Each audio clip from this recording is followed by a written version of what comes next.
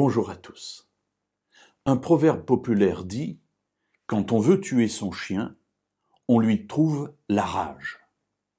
Alors que veut dire ce proverbe? Bien, tout simplement que quand on veut se débarrasser de quelqu'un, on va lui trouver 1000 mots de telle sorte qu'on puisse justifier le fait qu'on se débarrasse de lui. Alors on peut trouver des choses réelles, et puis quand on n'en a pas, il faut bien se débarrasser de lui, donc on va en inventer. Et c'est ce qui s'est passé avec Jésus. Le procès, au cours duquel il va être condamné à mort, n'est que l'élément le plus visible, final, de tout un processus durant lequel on a cherché, en lui tendant des pièges, à trouver des occasions de pouvoir l'accuser.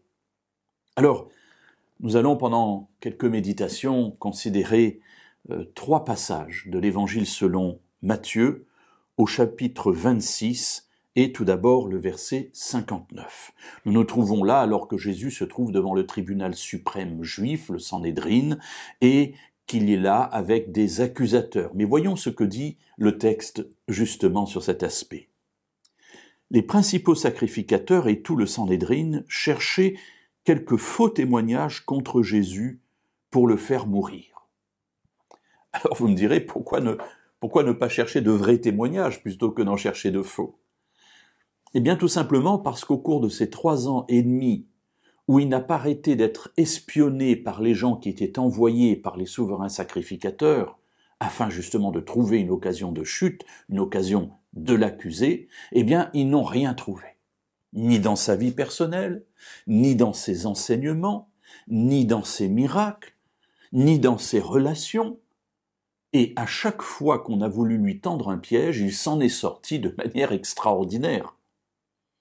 Alors voilà que maintenant nous nous trouvons dans un procès. Et dans ce procès, il faut bien pouvoir venir avec des accusations. Mais quelles accusations porter, puisqu'on n'a rien? Et c'est pour cela que ce passage nous dit que les responsables religieux, les principaux sacrificateurs et tous les juges de ce tribunal, le Sanhédrin, cherchent du coup quelques faux témoignages pour le faire accuser. Donc il faut trouver des gens qui sont prêts à dire des erreurs pour qu'on ait les motifs de condamner quelqu'un qui ne mérite pas d'être condamné, mais qu'on n'aime pas. Et comme on ne l'aime pas, on veut à tout prix, y compris au prix de faux témoignages, pouvoir le faire condamner. Alors nous verrons demain comment l'histoire s'est poursuivie.